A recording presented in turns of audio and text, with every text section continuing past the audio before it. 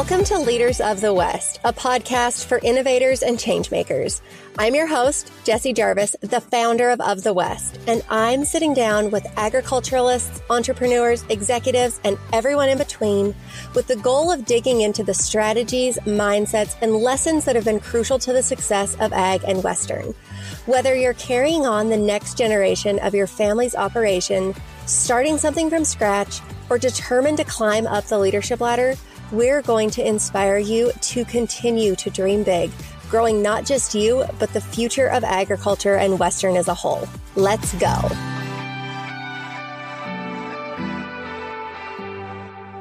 Oh, I am so happy to have you guys here for this week's episode of Leaders of the West. This is one that I have had my sights set on for a very long time, and I'm so happy that Amanda agreed to sit down and chat with you guys. So I already gave her name away. Today, we're sitting down with Amanda Kimes, the co-founder of Kimes Ranch. So Amanda, alongside her husband, Matt, created Kimes Ranch in March of 2009. And their story of how they started and how they have scaled their business is one that is just so inspiring to me. And today, we are going to talk about what it's like to scale a business and grow a business. So for those of you who are on the business side of things, whether you are in someone else's business or you are an entrepreneur who is working on your own, if you are in a multi-generational family operation or you're a first-generation operation, there is absolutely a takeaway for you guys. So I hope you guys enjoy this conversation. Thank you so much for sitting down with us today, Amanda. In your own words, can you tell us a little bit about yourself and the story of how Kimes Ranch came to be? Yes. Actually, oddly enough, Matt and I, my husband, we sat down for breakfast yesterday and we ended up retelling the story to the guy that served us our bagel. And he owns a little bagel shop. Anyhow, we started telling the story, and can you believe it's going to be 15 years that we started this business in March? 15 years will be how long we've been doing this. And that's impossible when you're in your 20s, first of all. So I can't believe that I'm old enough to say I've been running a business for 15 years.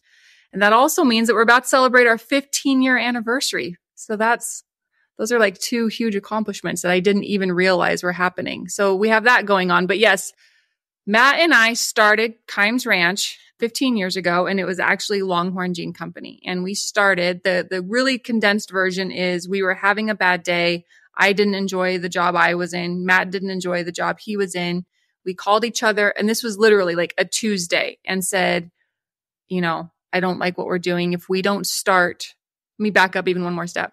While we were dating, we would have that, hopes and dreams conversation. What do you want to be? What's your favorite color? If you could go anywhere, where would it be? We always had those kind of hopeful conversations. And something we would continuously ask each other is, what do you want to do? Like, what do you want to be when you grow up, if you will? And we always wanted to start a brand together and build something that became bigger than us. Like, if Matt and I weren't in the picture, the brand would continue on without us. That was always the goal, is like something you could pass on to your family. So speeding back up to this Tuesday, Matt and I had a bad day at work, and he swears that I called him and I swear that he called me. But as fate would have it, we both had a bad day and called one another and said, if we don't start now, we'll never start. We'll never pick up and start our dream. So by Friday, we had driven my little Nissan Rogue over to Los Angeles and started knocking on doors and trying to figure out how to start a gene company. And it was, knocking on doors, trying to find denim, trying to find a sewer, trying to figure out if I could do this myself. We bought pattern paper and fabric and thread. I was going to sew these first prototypes, which never came to fruition because I can't sew, but I sure thought I could do it. I'd made like a homemade costume before. I was certain I could make jeans. I can't. We found that out. La la la. Here we are. I still don't sew. Oh, that was really it. It was like Tuesday to Friday. And that was in March of 2009. And by June, we had our first 300 pair of jeans we ever made. We had 150 Betty jeans, which is still one of our best sellers, and 150 Barney jeans, which Barney was our first men's style, took a hiatus and is now returning to us as a jean style. So there we stand. That is so amazing. Well, and I will also say that is the very abbreviated version because a whole lot has happened in that 15 years. But today, what I really want to dig into is the topic of scaling a business, because I look to you and Matt and think that you guys have done a phenomenal job in doing that. And I think a lot of people think that it is an overnight success. And I think in all businesses, we realize it is a very bumpy road. But I know a lot of business owners and entrepreneurs who are in that phase right now. They've created something, they've taken it to market, they've proved that it works, and then they think, now what do I do?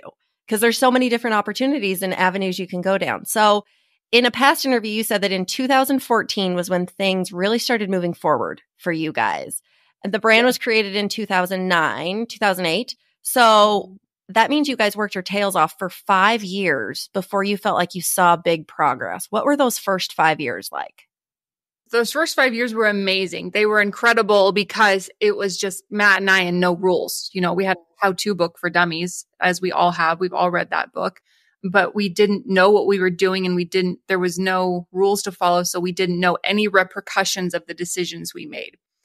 So I think that as the scalability happens, you start to see what can happen if a path isn't followed correctly, and you start to get scared or second guess yourself or do all of those things. I think that's where a lot of people get stuck or scared, right? But those early days, there's no rule. It's the Wild West, and you're just making things up as you go, and you're trying everything, and you're excited. You're so excited, and you're so willing to tell the world what you've just this labor of love that you're doing, and your passion is there. And not to say that our passion isn't there anymore, but you become a little wiser and a little more patient with your decision making and things like that, right? As we get into something more. And the early days, it's like a new love. It's like a new boyfriend, right? You're just so excited and you're on this lust of a rocket ship. And so it's really exciting. But, we didn't have any money. We didn't have any money to start a business. We barely were paying our rent, and it was a struggle. So we would sell jeans anywhere and everywhere that we could, in a motorhome, at a yard sale, at a trunk show. We couldn't afford to do trade shows. Let's go back to like the early days. You couldn't afford to pay those bills and go and put the booth out. We didn't even have a booth. So it was a lot of cardboard boxes in the back of a car selling jeans, showing up at ranches, praying that people would like your product. So those early days were very difficult, but in hindsight, they were so amazing because they were so just full of hope. And, we talk about that now, how we always used to, you always say we're going to miss this. And I do. I miss those early days to a point. I miss those early days. Well, I think so many people who start businesses, like the joke is you have to be a little bit delusional, because if you knew everything that was going to happen, you probably wouldn't do it. But it's the knowledge you don't have is actually kind of a benefit, because then you go all in.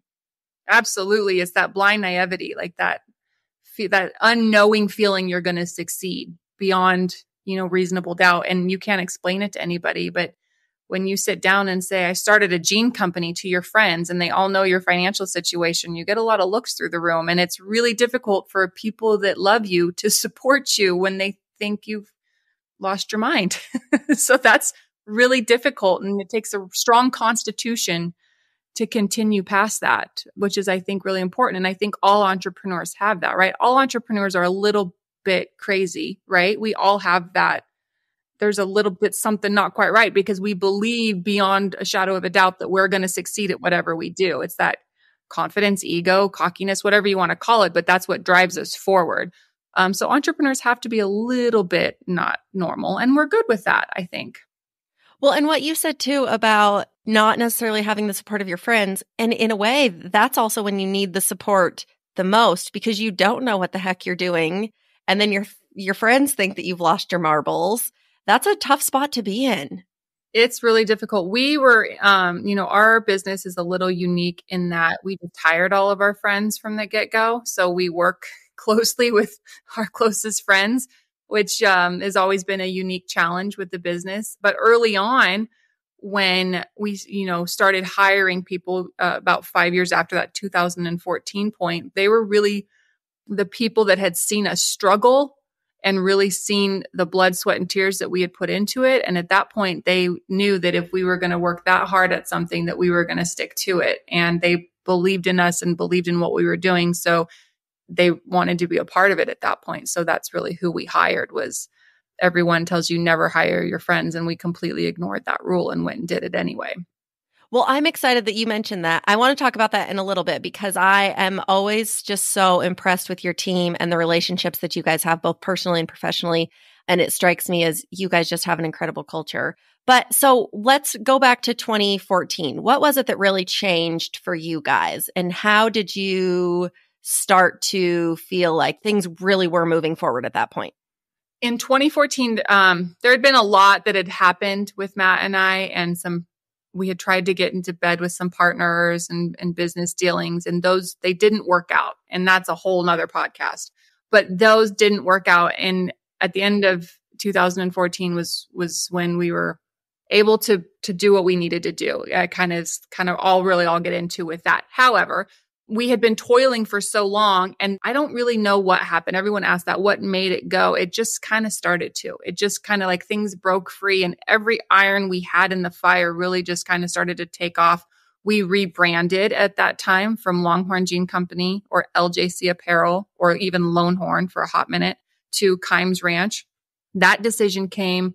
Lindsay Periton, who's our chief marketing officer, was our first hire in 2014. And she sat us down and was like, we need a mission statement and we need all of the things that we had never done before, Matt and I, and we needed to put our name on it. And she was the reason that we put our name on it, because she believed fully that if you put your name on something, then people will believe in it more, because you can't fail now, right? You can't make wrong decisions because everybody will know.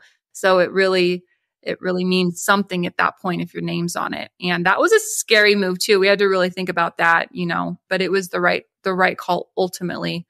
And here we are. So once Lindsay came into the picture and the business side of things started to develop, we started to structure things more like a business and not so much like a craft project. And I mean that because it was just Matt and I, right, going 9 miles an hour and you're just throwing things against the wall. And then Lindsay came in and really helped us gain our focus. And, then we started making hires from there very slowly. I mean, we only had maybe 5 employees for 2 years at that point. And then a few more, maybe 8, maybe 10, maybe 15. And as of yesterday, I think we're at 92 or something. So 92. That is is a lot. We grew a lot. That is absolutely wild to think in the last 10 years or 9 years, you've grown at such a rapid pace. Mm-hmm. And that's just like on-prem. That doesn't include external, contractors, sales reps that are not in-house, things of that nature.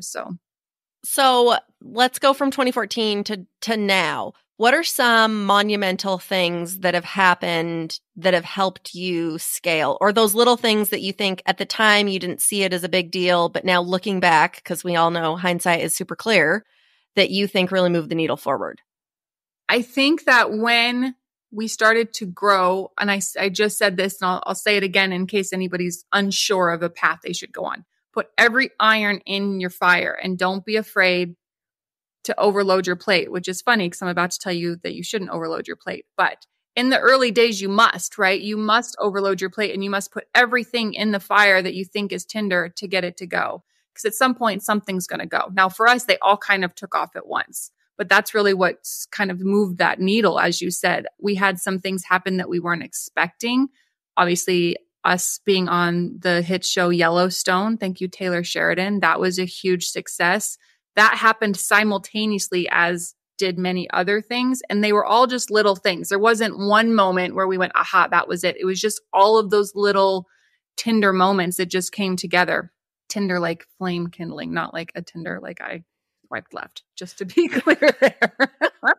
But we had all of these things happening and it just went. And I hate to say it, COVID was a huge contributor to that. And I think a lot of people will say that as well. But the economy did some weird things during that time. And ultimately, I think most people came out on the right end of it, because when you'll tell everyone they can't do for so long, when they come out, all they want to do is go forward and hard and buy and spend and go places. So it really took us to the next level during that time. That's really when our significant growth happened, was from 19 until 22. Like those 3 years were pure chaos for Kimes Ranch.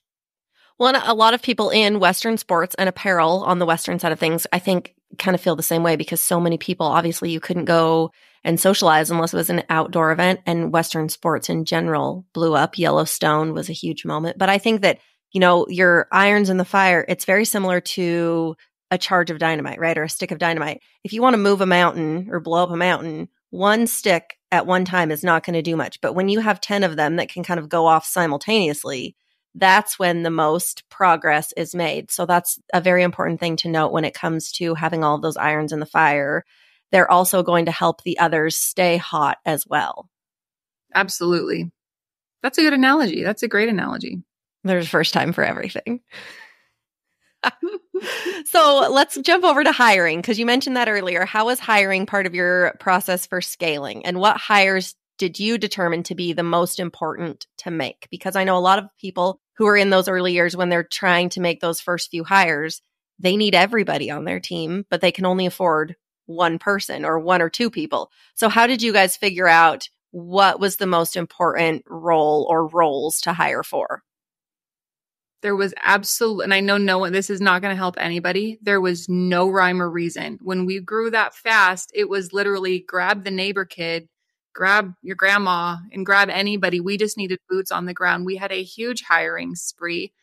And that's not wise. I don't want to say that what we did was wise. It was just a necessity. And I don't mean it wasn't wise because everyone was insurmountable and I couldn't have done it without those people that came in and really helped save the day during that growth.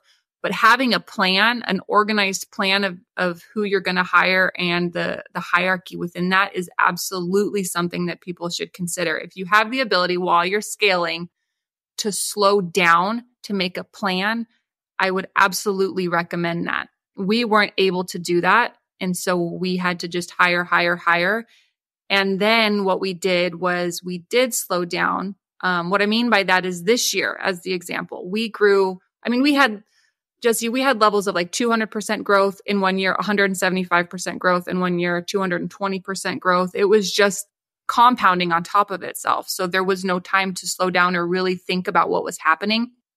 This year, we intentionally slowed down. And that's scary to make a plan at the start of a year and say, I don't want to grow. I don't want to achieve new numbers. I want to slow down and I want to wrap my head around what's happened. And that was a very deliberate choice. And it was terrifying because you don't want to lose that momentum. But Matt and I and our team all collectively sat down and said, until we can get good as a business at this new level that we're at, we're never going to be able to continue growing to the levels that we want to achieve. So we had to slow down and say, this is okay. We're going to tell people no. That's such a terrible word to tell people no, but we had to say, no, we don't want to grow with you this year. We want to just level out. And a lot of those weren't difficult conversations once they started to happen. I think people really appreciated us for that, but it was difficult to know that you were going to have those conversations. So where I'm going with this is this year, we've really taken a step back to restructure. So all of these bodies we've brought in, we've now decided, hey, we never gave you a full itemized, job plan of what your description is for us. So let's go back and do it backwards. So we had to hire some more people with experience far beyond myself and Matt, and take and help kind of like build a hierarchy within the business and reorganize departments, help build departments, have a team of people around us that help move a department forward. And, this is where we had to take the load off of everyone that had been with us through that. We had to take a load off their plate. So we overfilled their plate, and now it was time to empty their plate. So there's a lot of back and forth. And, it's that same saying of, 2 steps forward is 3 steps back. And it really does feel like that when you're trying to scale. But, I will say, don't be afraid to take a step back so that you can scale appropriately.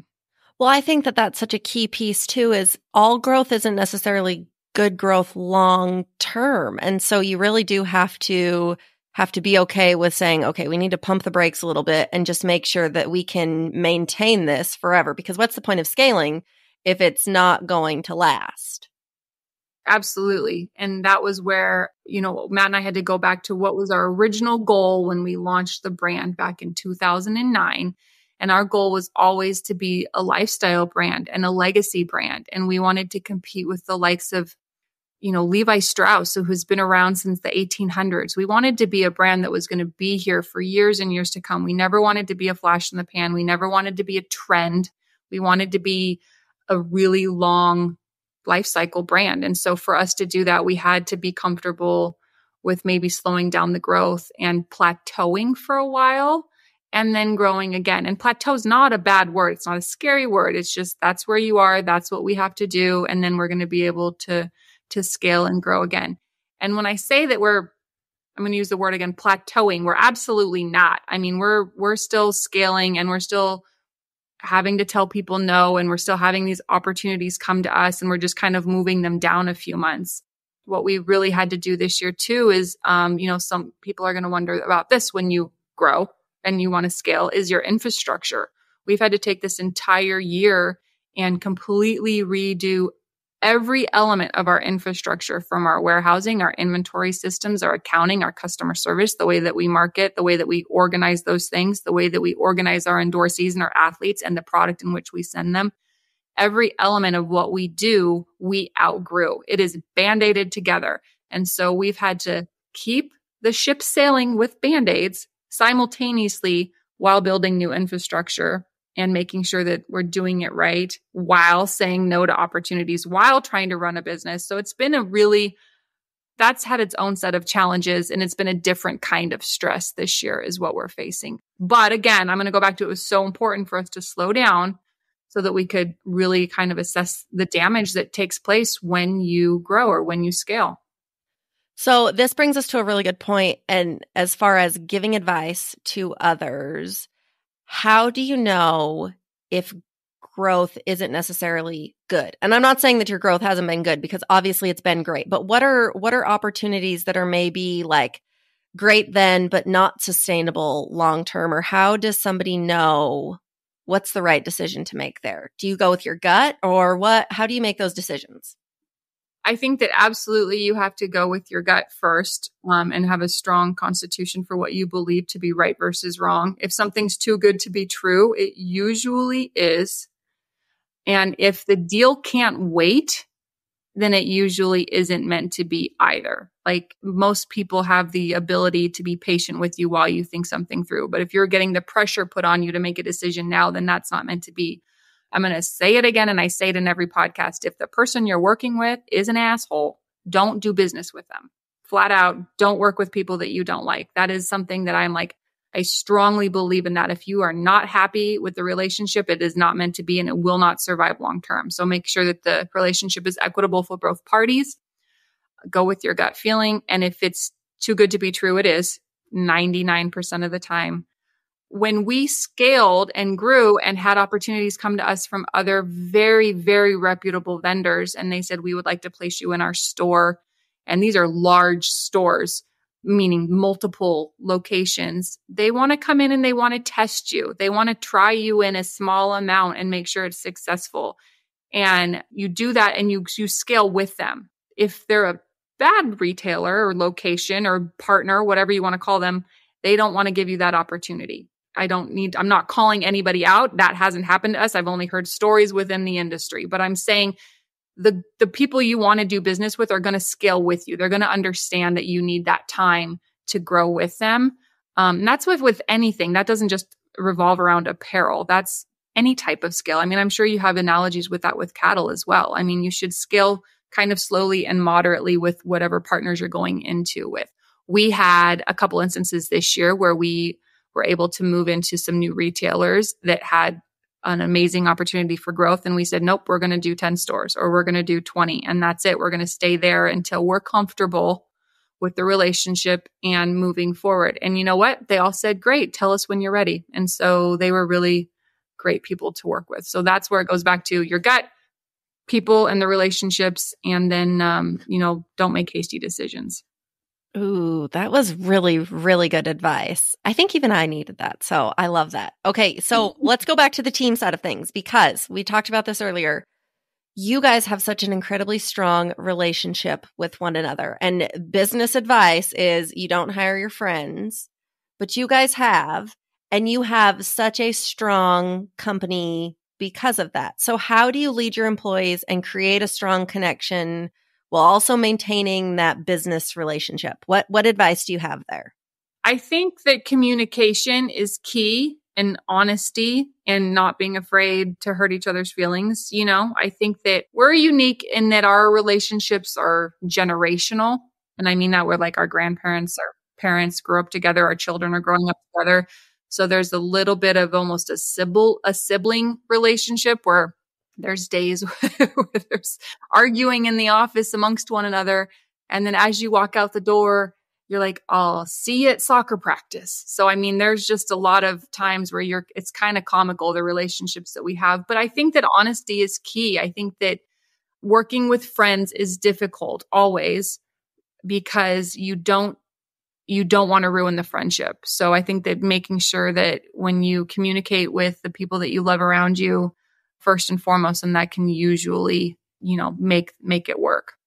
So, working with friends, it's not for everybody. And I don't think I would recommend it. And I don't want that people are like, oh, she regrets working with her friends. Never. I've never said that. I love the relationships that I have, but it is difficult because you have to really be, you have to think through things a lot more. You can't just blow up at someone in the work, we don't blow up at people, but you know what I mean? You really have to just communicate. You have to take a step back. You have to forget when you're at work, you have to forget that you know what's going on in that person's personal life. And then when you're around them on the weekend, you have to forget that you know what's going on in their work life. So you really have to set those boundaries. And for instance, I won't say never. I try never to call my friends about work on the weekends, right? We never call to talk work. We always, if it's after work hours and I call you in the evening, I'm typically calling to like gossip about our day, like their children's school or pickup or, ask about the kids' homework or something. It's never about a work problem. And then simultaneously during the day, we try to keep it very professional. So you just have to set boundaries and have good communications, but it's not for everyone. I will say that. Setting boundaries, that's definitely an important one. And even if you don't work with your friends, if you work with your family, I feel like that's because I know a lot of our listeners obviously are involved in family businesses. And so that's another very key piece there. Now, you asked me about friends. You didn't ask me about family. That's an entirely different answer. Oh, it totally is, isn't it? Okay. If you had to build your business all over again, what are 3 steps that you would take? Or maybe they're just 3 things that you think moved your business forward the most. Oof, that is a good question. You can't change because the things that you went through are what got you to where you are now. So I would say nothing. And that sounds like, well, I didn't do it perfect. We did it all wrong. But the only way that we were going to come to where we are is to go through those hardships. There's a bunch of things I wish wouldn't have happened that I wouldn't have had to live through per se. But they made me stronger. The turmoil made me a better leader, a better thinker, a more patient person, stronger in my convictions. So you have to go through all the hardships and you have to make all the wrong decisions in order to get to the end. So I wouldn't recommend or do anything different. I would say to someone new and starting that you have to go out and you have to fail as many times as you can in order to have the success at the end. So don't try to do it perfectly. Go out there and think that the road that you're paving is the right one. It may not be, and we'll pave a new one, but try to forge ahead and make mistakes. Make so many mistakes early on because that is how you learn. Well, and too, the easy stuff is not what we actually learn from. It's the hard stuff. It's the sucky stuff. Like that's where you build your confidence. That is where you learn how to navigate challenges. We never learn anything from doing what we already know or like successes for the most part. No, and you'll never gain more confidence if you don't go through something difficult and come through it. And yeah, I mean, we had no business plan. Like we didn't build a plan or an organization. We had nothing. We just threw it together. It was literally like a craft program. But that was what made it great is because we had to go. We basically lived in LA and we were in a motorhome living in Malibu because that's all we could afford was the RV park.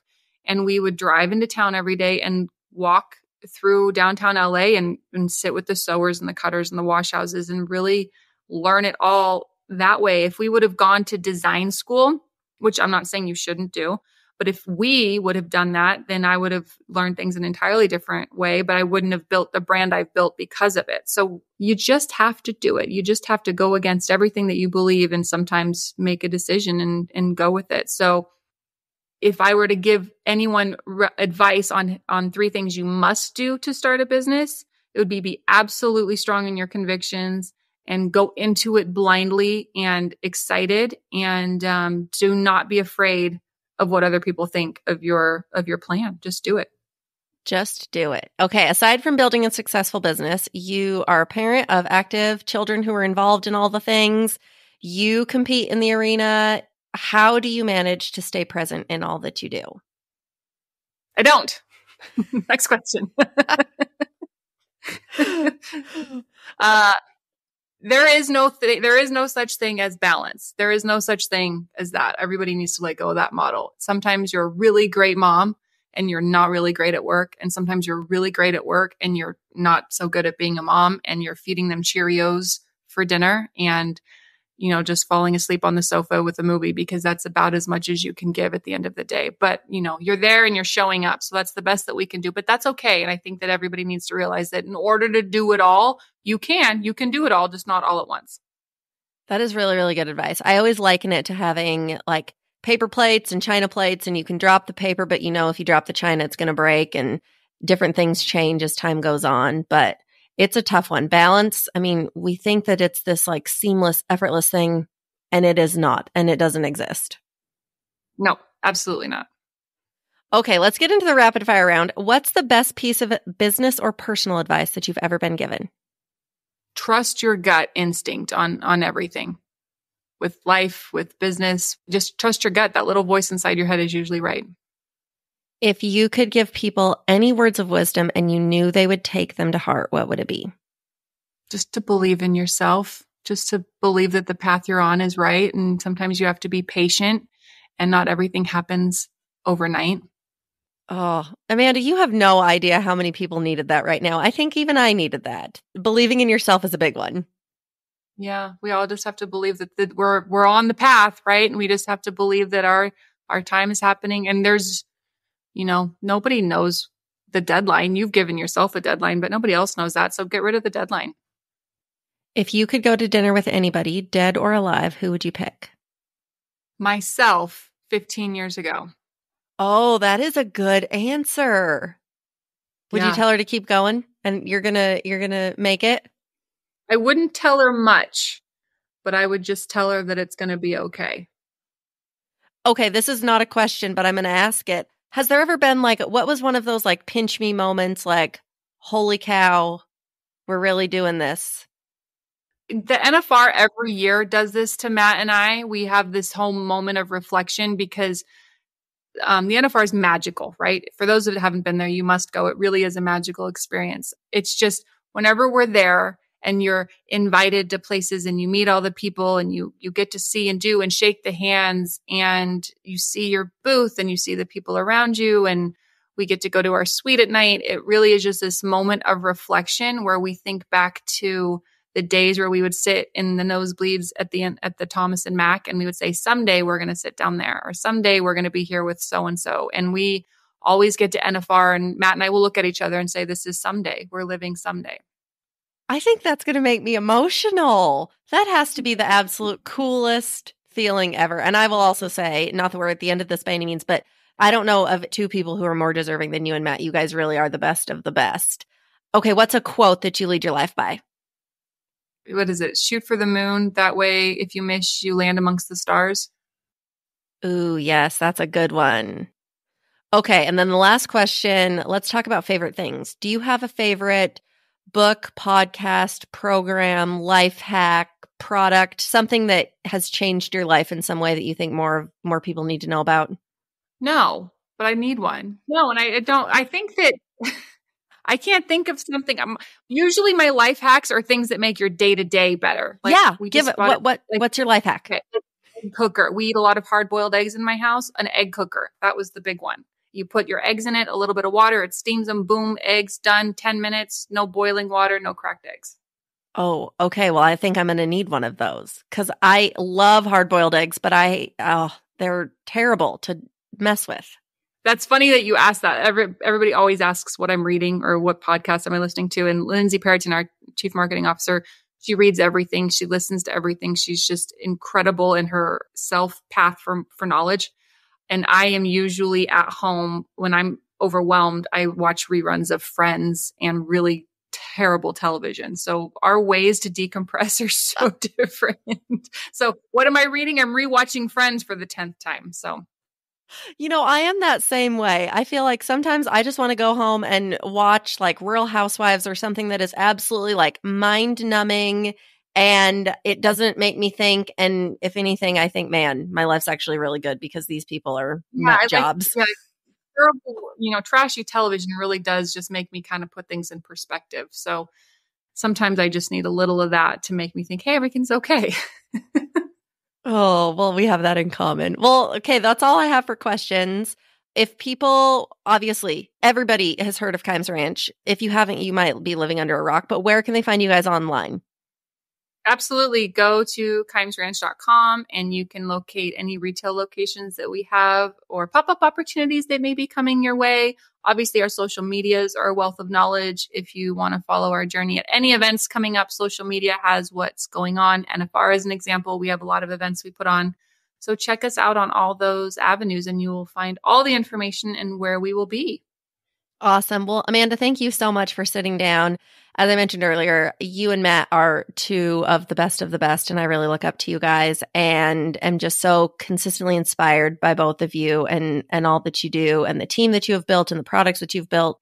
Like I said, there are no two people out there who deserve any of this more than you guys. And you guys are, very inspiring and are role models for the rest of the industry. So thank you for sitting down and giving people some good advice. Thank you. Perfect. Well, with that, we will see you guys back here next week. If you loved this episode, do us a favor and share it with someone else who might find just as much value in it as you did. We're on a mission to continue to grow and strengthen the future of agriculture and Western industries, and you spreading the word helps us make more of a positive impact. It also makes a big difference when you take a minute to go rate and review the show. We can't thank you enough for listening, for sharing, and for loving Ag and Western as much as we do. We'll see you back here for our next episode.